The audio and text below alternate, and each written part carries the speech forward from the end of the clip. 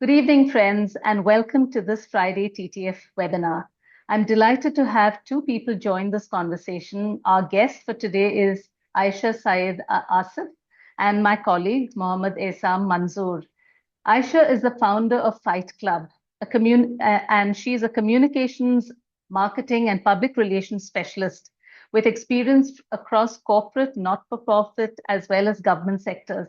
Aisha has predominantly worked in New Zealand after beginning her career in India. She initially trained and worked as a counselor before moving into communications. This shift, along with professional and personal experiences, deepened her understanding of human behavior and the power of storytelling and narrative.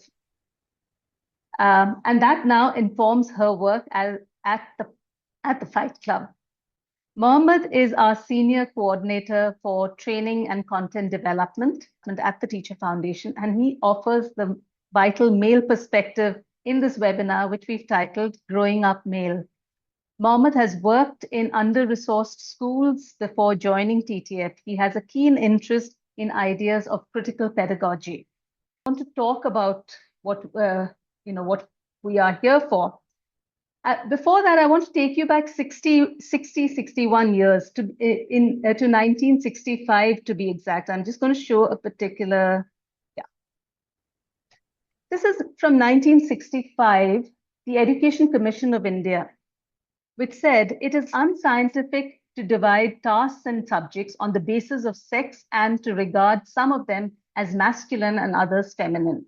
Similarly, the fact that the so-called psychological differences between two sexes arise out of social conditioning will have to be widely publicized and people made to realize that the stereotypes of masculine and feminine personalities do more harm than good. This is from 1965, 61 years ago. So what does that tell us? It tells us that in terms of policy, we've always been ahead in India in terms of policy. But what the problem is that sadly, we, the teachers, the people who are tasked to implement policies and progressive ideas have often fallen short, mainly because there's been little systemic support for professional development of teachers. My own awakening to gender stereotypes began decades ago in the 1980s as a young teacher in New Delhi.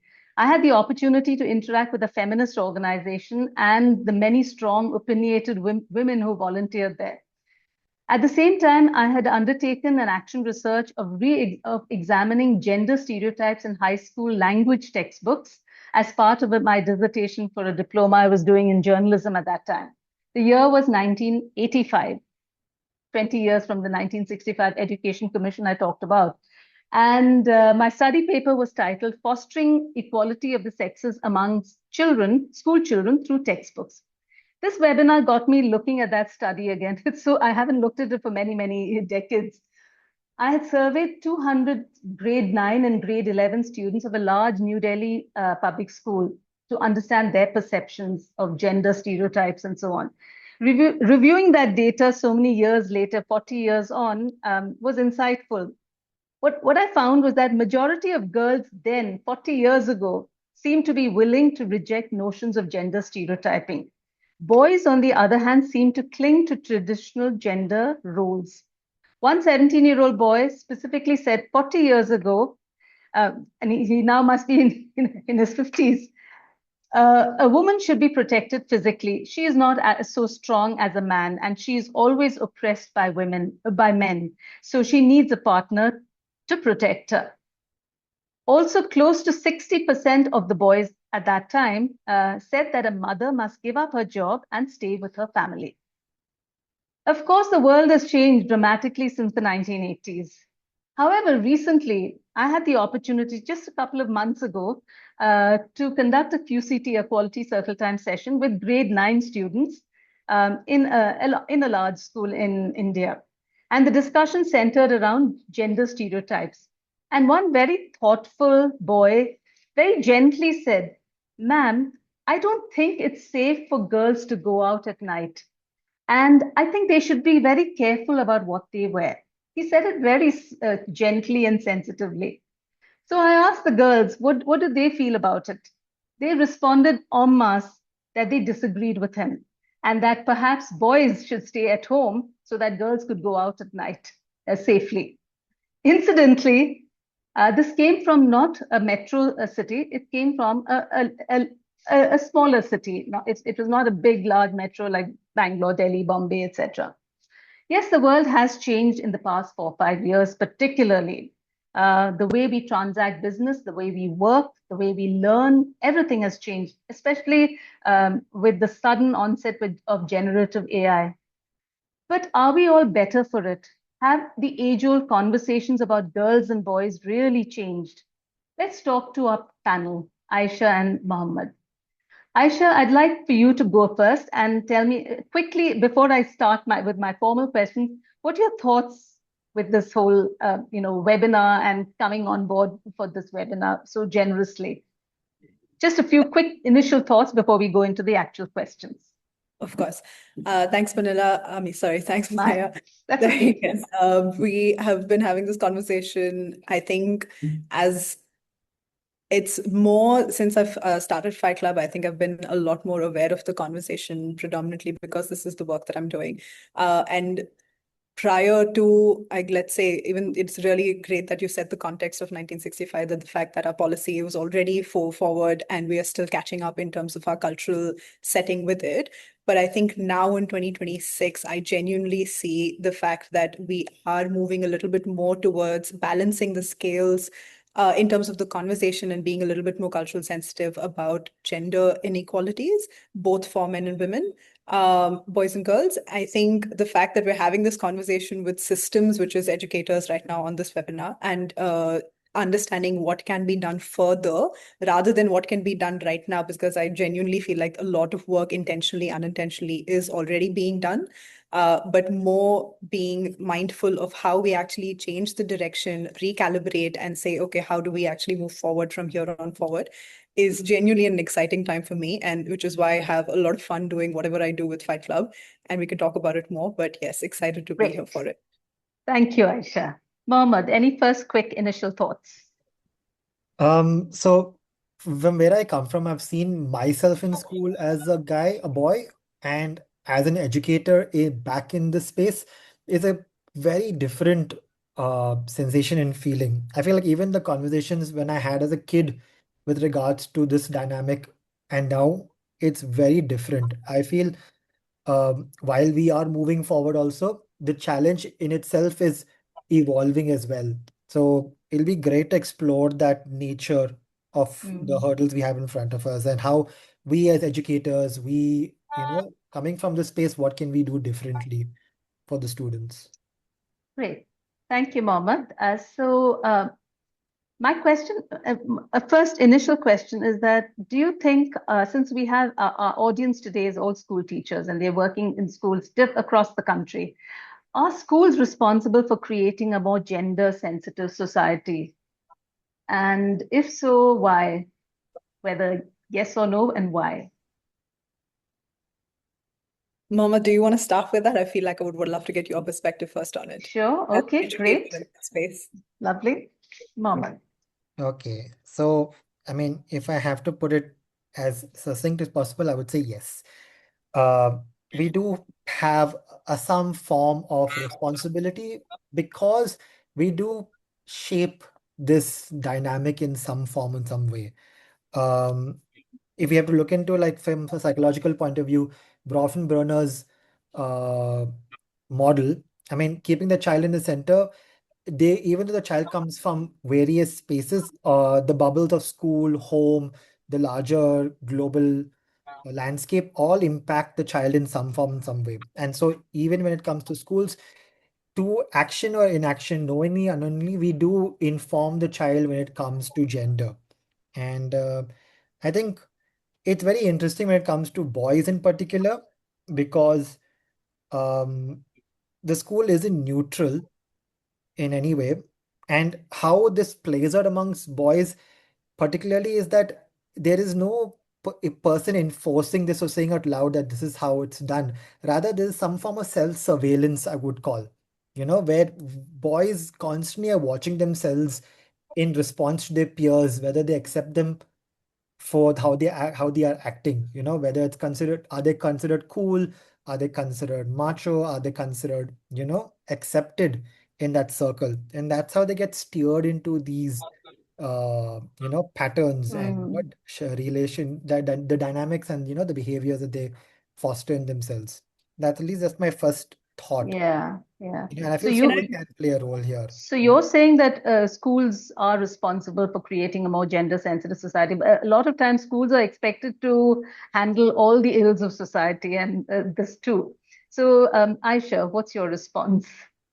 I would probably move before I even answer this, and I would move this question more from this being a responsibility more for schools are more capable of creating a more gender sensitive society than more being responsible. And yes, I fully agree. We do put a lot of responsibility on schools in terms of because it is a very young age and a very formative years that a lot of time that has been spent with kids over there. So you have a lot of advantage to, shape a lot. So there's so much opportunity. So schools can do so much and should do so much and so on and so forth. However, that also does mean schools are capable of doing that. And how we adapt to that capability or how we increase that capability of our teachers and our systems and our infrastructure also decides a lot in terms of how we would be able to actually arrive at that answer. But prior to actually getting into that answer, I would say even if you look at the poll that you just, we Yeah, just the audience, you will still see a lot of bias over there and in some of those questions, and I won't go through all of them specifically, but some biases around, boys are going to be a lot more naughty, and which is fine. Like, it's not a negative statement that boys are more naughty than girls. It's just that they're more active, they're more a little bit more chaotic in their development and all of that, which is not a wrong thing. But how we perceive it culturally is something that we see comparison to girls, right? And we saw a few other answers in terms of the mixed opinions around biases of boys being bullied more for being a little bit more softer on the end and yeah, being more, boys can't show emotion and all of that. So if you look at it from, because teachers also are human beings like anybody else, they also come from their own learnings, their own biases, their own backgrounds. So just setting the ground scale very clearly and empathetically saying that none of us are trying to actively create harm towards either gender. But there are leaning biases where we want to first address on for ourselves, and that can sometimes be uncomfortable to say, yes, we first need to step back and look at kids as kids, and then be able to create those, you know, actively assess on those scales of gender to see where it's actually leaning. Schools have consistently been creating gender sensitive societies, whether that's been done intentionally or unintentionally, that's a different conversation altogether. But without meaning for it to be in a positive or a negative direction, we do end up creating more gender. We do end up, I think, pushing certain gender stereotypes, whether, who do you ask in the classroom to sort of clean up, or who do you ask to speak up, who do you, in those small micro moments, like how in an example that you also specifically said in the beginning, like the boy who said girls should, not go out in the night, maybe they're not yeah, safe.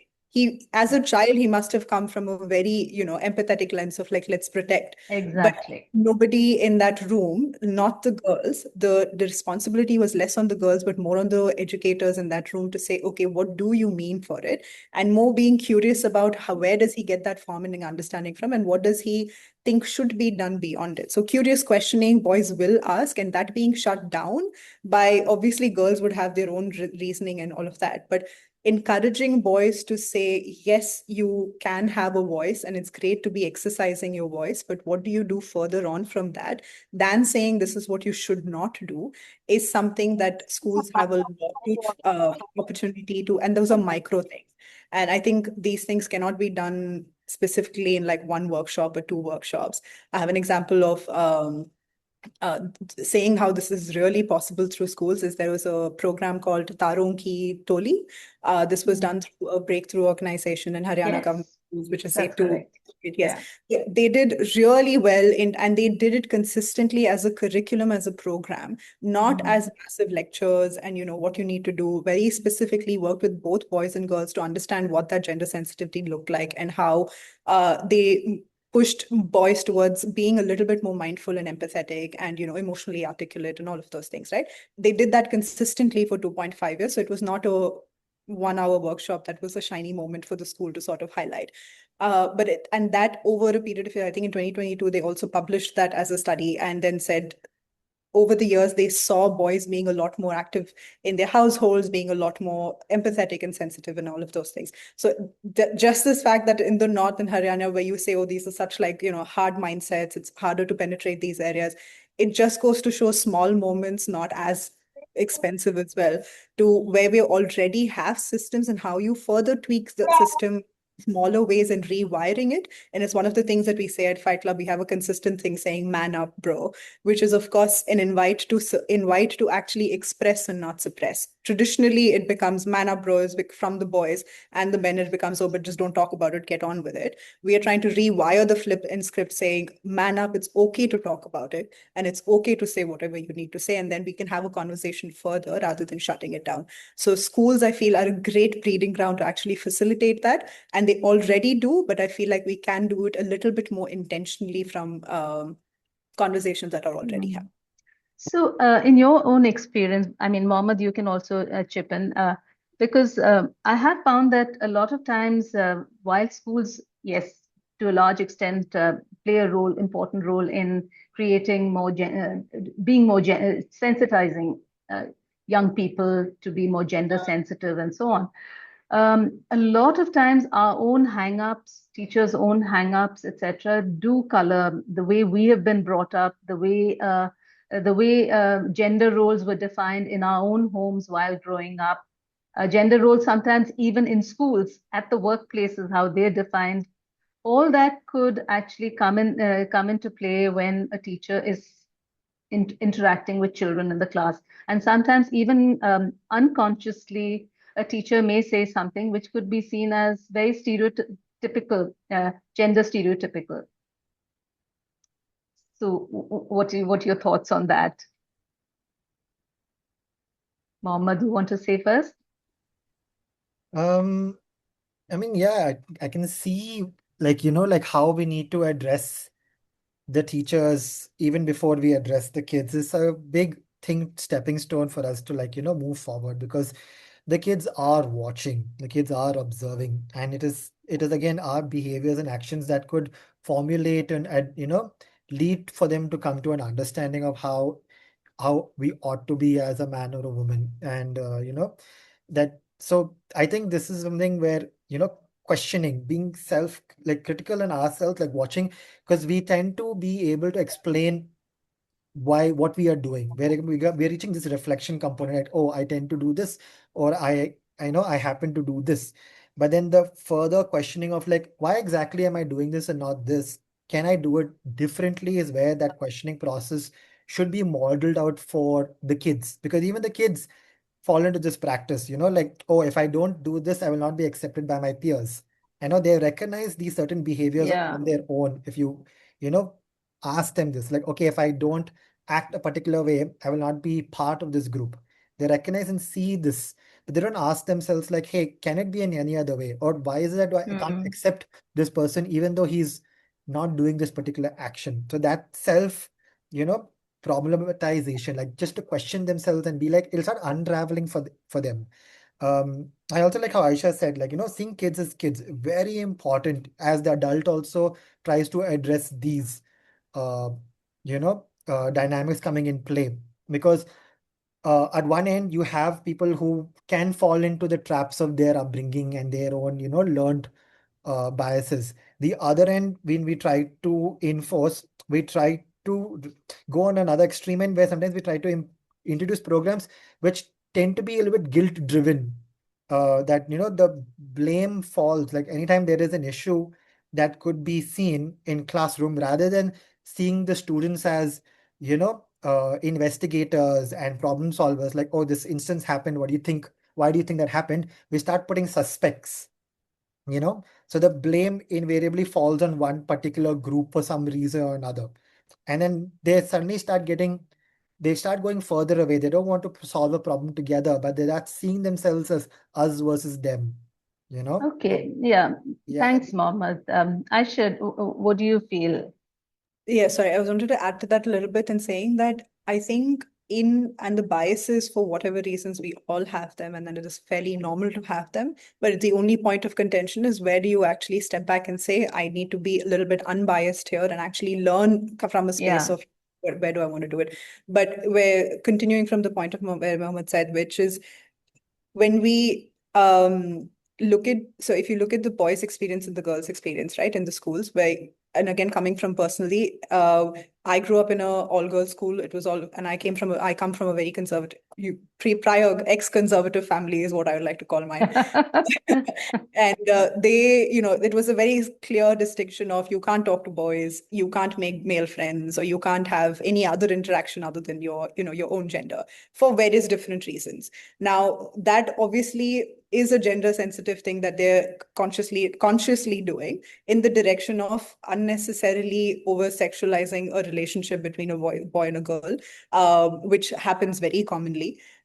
But also what it does is creates a notion of boys equals to they are looking for one thing, girls equals to you are looking for something else. So you're not looking at them again as not as kids, you're looking at them as boys are someone to be mindful of, and girls are automatically somebody who needs to be protected from. So when you have conversations with girls, you end up having conversations about, where for even with in regards to emotion, when a girl cries in a classroom setting, she's more gained. There is a little bit of a social standing that she gets, which is saying, okay, it's okay for her to cry. So what if she did? So there's a little bit more support that you get inevitably from the peers as well as the educators. But when the boy cries in front of a group, it's very important to know what happens immediately after, because it will decide whether will he cry again or not. If it is met with, from the school, from the students in itself saying that, okay, but why is he crying? Or if he's snickering, if he's laughing or whatever, that is going to shut him down further. Where, again, reinforcing the stereotypes, whether very explicitly said or non-explicitly said that he shouldn't be crying. And then what the educator does in that room in terms of saying that, okay, it is great that you cried. We encourage the behavior of actually expressing your emotions. That then sets the tone for, okay, cool. That's Boy has cried, it's okay. exactly. Actively, and an adult saying that. And I think teachers, and this is why I'm saying the schools have a lot more capability and capacity to also do it. And when I say capacity, let me just be very clear that I already acknowledge that teachers are overworked, underpaid, all of that, and it's a well-known fact. What I'm trying to position here is more about the fact that teachers needing to be a little bit more mindful in what they're already doing rather than adding more Exactly. to it, right? So when Absolutely. we have interactions that where kids see between the teachers itself, like whether the male teachers or the female teachers, uh, where they have to actually see through action to be able to believe that, okay, this is something I can relate as well. There are lots of male teachers, there are lots of women teachers in different settings. What they see from the once they sort of role model is very important, and how they see the interaction between men and women in that classroom education setting as well is also quite important for them to then learn what does that even mean for them. Even if and these are micro moments, these are corridor moments that, once you're going to school, once you're saying bye, when the boys are talking to each other, the girls are talking to each other, or they're talking to to the educators or whatever that is. The micro moments are filled with enough opportunity if you actually look at it from that lens. And again, brings me back to the point that schools are riddled with enough opportunity for us to actually do a lot of good. Mm. I completely agree. And I like your use of the word micro moments, because I think schools are filled with micro moments, moments which we at TTF, we call them teachable moments, but yet they're micro moments where so much could be done. Something, something that just sort of turned up, and the way the teacher has reacted or responded or uh, uh, connected to a child, to a girl or a boy, makes all the difference and can have a lasting impact, even though it was just a momentary thing. So true. So my next question would be, when we talk about gender sensitization and so on, especially at the level of in the context of schools, we are looking at schools becoming emotionally safe spaces. And at Teacher Foundation, we are really concerned about well-being of children and teachers, and therefore creating safe spaces in schools. So What would emotionally safe spaces look like for boys in your experience, Aisha first, and then Mohammed? I'll tell you a little bit about how this will run back to what we're doing with Fight Club specifically, right? And Fight Yeah, Club's sure. age group is specifically around, or the engagement we've had with our audience is around 21 to about 45. So it's a good mix of a generational divide. We started this 2025 unofficially, where I just came from a perspective of, again, personal why for my started, a little bit of context there is I chose to get divorced in 2024. So that year for me was obviously very, a little bit turmoil, Upheaval. Yeah. troubled, a bit chaotic, but a lot of learnings came out of it from that year, where I intended to have curious conversations with men about how men don't really seek help from other men. Now, the reason for asking that conversation is because one of the reasons I chose to get divorced was also because I was the only emotional support system for my ex at the time.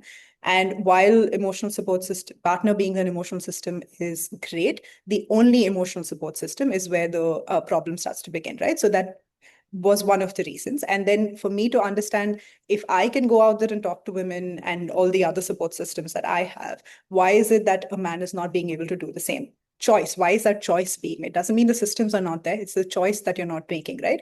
Now, why that question was the consistent one that went on to have where I went on to have one-on-one conversations with men, at least about 30 to 40 of them. And three things came out of that very clearly, where one of those was, I don't want to ask for help from another man because I don't want to come across as weak and vulnerable. I don't want to ask for help because until shit is about to hit the fan.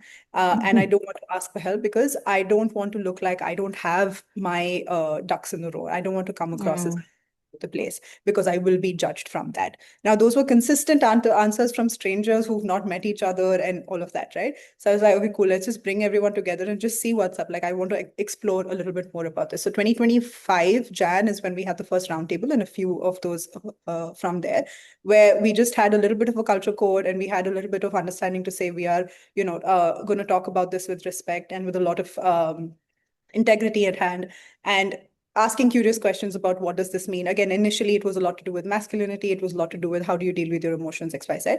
But the thing that we saw consistently in our first few roundtables is that it's not that men don't want to talk about it. It's not that men don't want to have conversations about their emotional worlds and their struggles. It's that they need social permission from another man to say, yes, I can talk about it.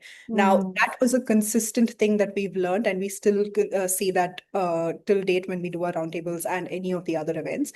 Now, that becomes an emotional safe space because there are other men role modeling what emotional vulnerability looks like. Now, if you bring it back down to schools and what emotional safe spaces look like for boys, this is exactly how we sort of model it within the school systems as well, where there's a lot of play. Boys are encouraged to play a lot, go out, do things like quote unquote being naughty, being exploratory, or whatever the tags you want to call that, right? And during those things, conversations happen a lot, but rarely do we actually sit and quality sharing circle is what you mentioned, I think. Quality circle time. Quality Quality circle circle time. time, yes.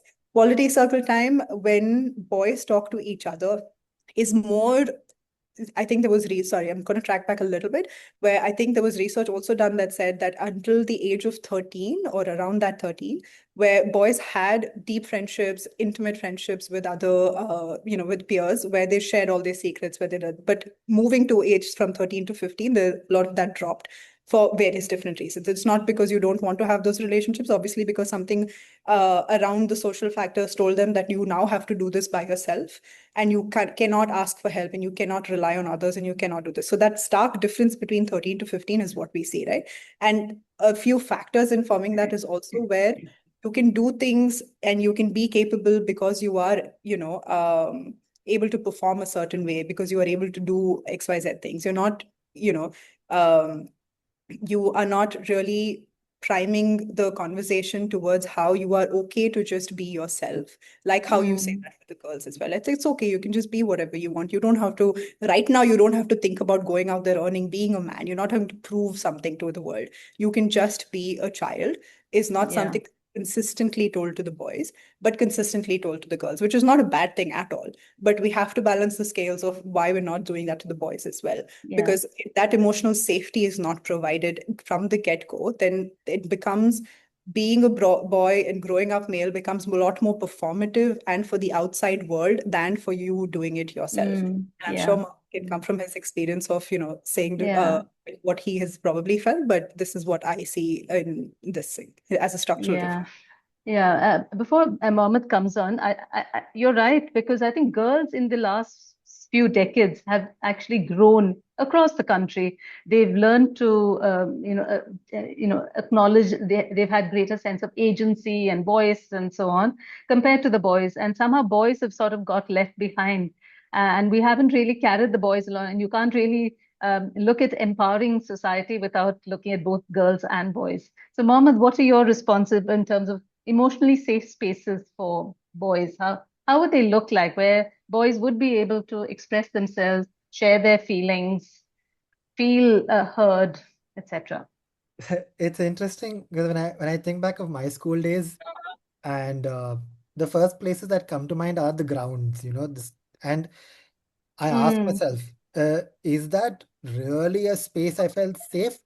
To a certain degree, yes, but is it because I was allowed to convey or, express myself openly? Not really. It was just a space that had me and my friends, doing something that we're very comfortable in doing. So it was mm, always how it was, safe space was characterized as some place where boys can do an activity and, just do their thing there. But I want to challenge that because over time, as I moved with, seeing the dynamic of relationships with my male friends, we do really want to talk about stuff, you know, but it's always hinging upon this center of activity. Like I have to be playing a game, I have to be doing a particular activity, or like, some form of performance is happening as we talked about. mm, And that, like it's like almost a pretext to the conversation that needs to happen. And I think that's something that we have to keep dismantling here. And how we talked, how Aisha brought about, like, this permission, the structure of permission where you allow oneself to like be vulnerable. I think this is yeah. required because I need to be very explicit that we need to create these spaces that it's okay to open up and there is no cost to status while opening up, you know. Mm, Um, and again, when you talked about, safety, what comes to mind is that what makes it unsafe for me? And mm, where do I feel that, I might be losing out on this idea of status of my yeah. masculinity? And it's again not coming from like systems. It's not like I'm getting graded on it or the teachers are telling me this. It's again coming from my own peer space where I'm trying to reach out for support. I am I constantly am monitoring myself because I want to be accepted by them. So I'm going to dress a particular way. My hair is going to be done a particular way. When we hit puberty, suddenly we're checking heights, checking the facial hair, all these things to like get these certain parameters of how much of a man you're becoming. And if you're not reaching Mm, those standards, suddenly you're lesser. So you have to make it up in some other ways by being loud, being aggressive, to balance the scales there. And I think that needs to be shattered with, very reflective conversations, like where are we truly coming from? Um, that's one thing. Having a male adult also in the space greatly would help because again, like when I see myself in a school, I don't see myself looking towards adults apart from my coach. And I think I was blessed with a good coach, but it could have gone either way if I had tried to yeah. emulate a coach, if he had enforced certain ideas of winning or, strength and aggression without it being nuanced, I could have gone a different path. But that really Mm, helped. If I zoom out and I see what truly can we do differently now is one range of relationships. Normally, when we see, again, like I said, we talk about safe spaces, we keep putting the kids in boxes, clubs, okay, like peer groups or like this thing. I think we need to start broadening the horizons of, the male experience that comes up there. We shouldn't just put them into sport. It needs to be sport, art, some form where they can get in touch with, and have spaces of conversation, It's mm, just not doing the yeah. activity and bouncing out of that space. So a range of Yeah. relationships is very essential, I feel, for boys when they're growing up. Also, broadening this idea of legitimate knowledge. Again, as growing up, I didn't really watch sport. I didn't know statistics. I didn't know numbers. I knew that I enjoyed sport. You even now in the World Cup, you make me watch the World Cup. I get really excited about it. I bring it back to the office. But you ask me names and statistics and history track records, I don't know. I just enjoy the ball Mm. going from one end to the other. But I think we should break down this thing that what considered legitimate knowledge in the sphere of within the boys also. Like, if you are inclined towards embroidery, if you're inclined towards stitching, these are like great life skills to have. Or cooking, it shouldn't be considered not cool to not to know that. Mm. That needs to Mm. be again shattered in this case. Yeah. And in doing so, I think you can address a lot of the issues that where boys feel marginalized, that they don't feel accepted Yeah. into this space. I think that's where we should be going. I, I Looking think at what you these things. said is, sorry, Mohammed, you want to say something more? I think that's about it Yeah. for me. Sorry, I, can I add to that before you this Sure, thing? sure. No, yeah, go ahead, Aisha, because I thought he said a lot of important things, and having the importance of having a range of relationships, and what is questioning what is legitimate knowledge. Yes, Aisha. I think just a little bit of adding to that, and like what he said in terms of having conversation, when he had the space for doing play or whatever at the playground and assuming that Playground. safe Yeah. space and different, and completely agree with expanding the range of relationships and having a lot more conversational rather than just hinging on this activity thing. And I Mm. wouldn't necessarily say hinging on activity is a bad thing. It's just that boys growing up are sort of wired, and this is more research proven rather than me anecdotally saying this, where boys do grow up to be a lot more they are more movement oriented. They are more want to explore by doing XYZ things, and that's how they prosper. So if you ask a boy, tell me what are you feeling, the boy might not be able to answer that because one does not have the vocabulary for it, and one does not have has not developed the brain's not developed enough to actually process that emotion and say this is probably it. But you ask him, okay, tell me what has exactly happened, he might be able to recall the events of it and the activity of it a lot more clearer than what the emotion is. And then the feeling sort of comes at it at the end of it as probably a curious question for themselves, right? And that's probably where you take it forward. But I would also say that in terms of when we say boys need a lot more conversation, we also have to give deliberate structure to it. And while schools are not the only one responsible or capable of creating that environment for emotional safety, it's also homes, it's also interactions in environment like, let's say AI, let's say socials, let's say whatever, that do inform. And then somehow schools didn't just provide that structure of having that conversation further and having to be able to use your voice. But boys will come to that table with having some certain notions about how to be a boy, whether that's explicit or not. They will come to a table saying that, thinking that, okay, maybe I shouldn't talk about it because I'm a boy, whether they explicitly think about that, in like consciously think about that. So having Mm. structure in conversation is very important. Having structure to say, if we're sitting here, it's not about just share whatever you like and it's okay. Pushing on assertive rules to say, Mm. okay, everyone's going to get 90 seconds and you have to share. So it less becomes about, do I do this, do I not? Okay, the choice for me has been made that I have to talk about it. Now, what I choose to share is on me. So that can be something that, and I also feel when we do emotional safe spaces, XYZ, we also have to realize that it is okay for boys to be a little bit, rough, or it is okay for their language to, you can't shut down conversation as soon as the boys sort of say something that you possibly don't like as educators or as adults. It is okay for them to express it. Where you take that conversation forward is probably more relatable, more responsive. That responsibility lies more on the educator rather than the child in itself as to how they're seeing Yeah. it. But boys, for whatever reason, if you say shit talking or like getting a little bit crass or whatever that is, let them do it. But that doesn't define them as an entire personality. They are still growing up. And this is an opportunity for us to say, okay, now how do we sort of shape that and not they make that their identity? Oh, but he says this, he talks about it like this. It's okay. Let them do it. Let's take it forward Mm. that rather than making that the full stop self point in that experience. Yeah. Yeah. Possibly how you also encourage more emotional safe spaces where it's like, okay, it's okay, I can just be whatever I want, and then further whatever happens happens. Yeah, yeah. There's a question at the on chat from a teacher who says, even when provided safe space, boys, particularly from middle school or so, they don't want to open up or share many times about what they're going through. So how can we help as educators and counselors? My instant reaction to that is what we see at Fight Club. You have to have men in the room, men, not boys, men in the room who can do that for the boys, and then be able to actually model what sharing even looks like. So if they don't know what sharing looks like, do that consistently, not just in one one Exactly. space.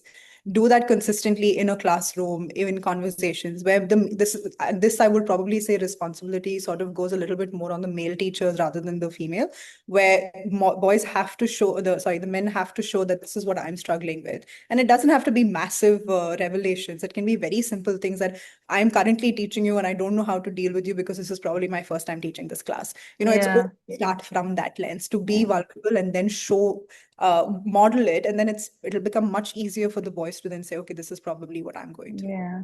It's okay for me.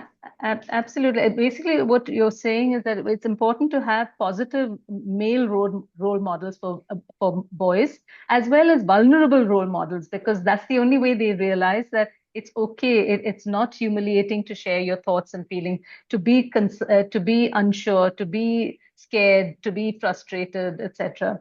I have another question, and I hope some more questions are coming up from the audience also. So the question, how do we foster healthier relationships between boys and girls when there is a difference in how girls develop and boys develop physiologically, biologically, and that often affects how relationships between girls and boys. So if we're looking at young people, men, young boys, young girls, how do we foster healthier relationships? Because a lot of times I found schools are always a bit wary of girls and boys getting too comfortable with each other. They just feel the moment they get too close, going to pair up, and there's going to be a romantic entanglement of sorts and so on. How do we bust that? I think this would go back. Sorry, I will let Mohammed speak because it goes back to what he had. Yeah. I mean, yeah, one thing when it comes to like just creating a space, creating a healthier dynamic, the first thought that came to mind is like we got to de-risk it. It should not be something that can be construed as a violation, or either from your systems level to even on a social level.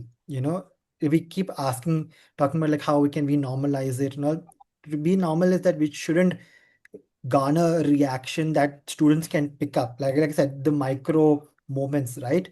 The moment someone talks with the other gender, suddenly there's a gut reaction that can play out. And we have to be very mindful. It may play out, but how do we like follow up with it? How do we have this conversation, respond to it, move is very essential, because the kids will immediately clock it and then will start, course correcting themselves. So that's something I would say we need to really be careful about as educators as well. I From Yeah, yeah. I like what you said, de-risk interactions. Otherwise, there's always this notion amongst adults, particularly teachers, and even I guess parents, that if an adolescent girl or boy talks to each other, then that's risky behavior. Aisha. I think, and this is fully going back to how my experiences have been growing up, where, one conversation with a boy and suddenly everyone is on alert in terms of like something has happened, right? Like nothing has happened. I have still not found my opinion about what this interaction was, but everyone else has formed an opinion and judgment on what this is going to be, right? So Exactly. that's a massive pullback in terms of, okay, you've already decided, so hence this is probably what it's going to be. So that Yeah. shift of where the information is actually coming from the adult rather than from the child itself is very important to understand. And I'll probably again go back to especially de-risking that aspect of, not romanticizing relationship between boys and girls, is where you boys and both the kids need to see adults in the room outside of sharing circles being just normal human beings rather than just educators, to say, okay, this teacher male, this teacher man woman are friends outside of their own relationships, and it is an okay, perfectly normal thing to do. And also just sort of not making it a big deal. Like if even if there is inklings of where the adult is seeing it as, yes, okay, this child is clearly attracted to this, this other person, it's okay. Just let it be, because over intervening and over correcting and over course correcting something that you don't even know what it is becomes Exactly. moving in the Yeah. direction of no, this is going to be that, so let's start acting early. There is no acting Yeah. early. You don't have all the information because the child itself does not have all the information. So we're not working on any concrete data there. We're just working on assumptions and vibes that, okay, this might just be going Yeah. in a direction that you possibly don't like. So true. There's a comment here from a teacher who says, for better or worse, lots of schools have a largely female teaching staff. How do we encourage this kind of emotional sharing in that context? Which is true, which is why both Aisha, you and Mohammed were talking about the importance of more male role models, and our schools need to have gentle, positive role models amongst the male teaching staff for the boys to learn from and so on. So it's a comment that a teacher has put forth. How do we, how do we encourage this kind of emotional sharing? And related to that, another teacher has said, how can we create spaces where boys and girls feel safe to speak openly, talk openly? I think Either of you could go um, ahead. I mean, with respect to the ratio of male and women, men and women in the school space, sometimes I don't feel like it's about the number per se, but even just like the interactions that can come up with the male teacher. Like even if there is existing one male teacher, how often do they get to interact with that teacher? How often do they see interactions with the male teacher and the female teacher? Very essential. Like I said, coaches bring them into the fold. A lot of times when we see how our staff rooms and everything are created, when we have meetings, we tend to alienate our sports staff with the academic stuff here. I think everything should be considered academic in this sense. Should get them all into play, and Absolutely. this So dynamic true. needs to play out, conversations with them, conversations with, amongst themselves. It really helps out in shaping this with the students here. I think even the staff in general, from administrative and all, they are male figures present within the school. Getting them on board really helps because these students will eventually interact with the staff in some form and some capacity. So seeing them all as friends, seeing them all as peers, the adults, really helps them also normalize the idea like, hey, genders can be friends here. We don't have to like, that's a good starting point. Let's move from Yeah. rather than Yeah. seeing themselves as strangers or enemies, you know? Yeah. I Yeah. think in Genders can be friends. Yeah. Hmm. Yeah, and I Aisha. think just the platonic relationships is what you're saying, right? And it's entirely true. And I'm just reading back the questions of largely schools have a largely female teaching staff. How do we encourage this kind of emotional sharing in that context? Again, it depends on what structures you're sort of putting in place in terms of uh, the boys you're talking to. Again, as their sons probably brings back to the same point, and I'll keep it short, which is bring the non-teaching staff who are male in that context to sort of expose them to healthy ways of actually expressing. And again, similar to what I said, I think teachers, there is a role switch that happens where, you're an educator versus outside of school, you're a husband or you're a father or you're a friend to someone or you're whatever. All of those roles need to be actively shown in a school setting as well, because those Yeah. roles, whether you like it or not, are going to be emulated differently in a child's life. So you are a father, and I'm talking specifically in male context, right? So you are a father, you are a friend, you are a brother or whatever. Those, how you probably show up in those settings can also be in, again, micro moments, be shown to the child. Your different personalities can be shown outside of those emotional sharing circles or in the listening circles, in that sense, because for the child to see that you are normal and you have various different versions of yourself in a day is okay, and that sort of normalizes that behavior among themselves as well within the peer. So I think that's probably one other way of doing it. We have, thank you, Aisha. We have a lovely idea from another participant who says, invite dads to interact with boys in the school. And also, Manala, our colleague, she has said that most of the male staff are in the role of coaches, and often these coaches can make it or break it as far as the connection with young people is concerned. How about improving their cognitive flexibility, building their capacity because they are actually seeing the learners outside classrooms? So that would be your phys ed coaches and so on. And Mohammed is absolutely right. We shouldn't be considering them as a separate species apart from the academic teaching staff. They are as important in the development of young people, girls and boys, as are teachers teaching academic subjects. I'm also conscious of time. We have just 5 minutes. If there are any questions, we'd love for you to ask them, please. And any other last thoughts, Aisha, Mohammed? Very quickly, but any questions at this point? Okay, so I'll probably go if there are Go questions. ahead. Yes, absolutely. I think one thing, as if there is one takeaway that I would want the teachers or all the audience in the room to take away from this, is that we have to actively start looking. This is repetitive to what I've said before. We have to actively start looking at kids as kids first, and then be able to have the definitely add the gender lens. So this is a boy and this is a girl, but understanding them as kids and not having the structure of boys cannot do cannot be rough.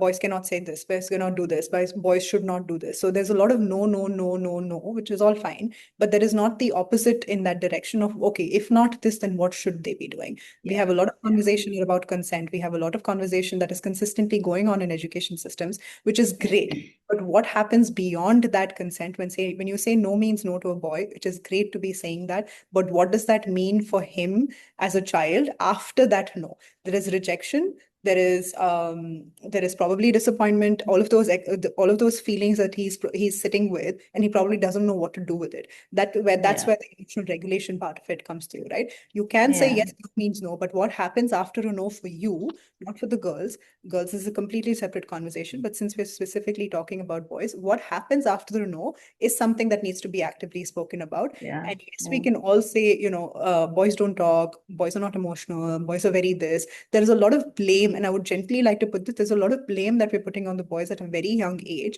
and expecting we're giving them adult expectations at a very young age that they don't even know what's going on. So there Yeah. is a lot of baggage that as educators and biases that we come as adults, and we put that on children who have not yet fully formed identities. So we need to like pull back and really look at it as, okay, we are currently dealing with a child with a big emotional world, same as a girl. And how can we actually facilitate for a healthy expression?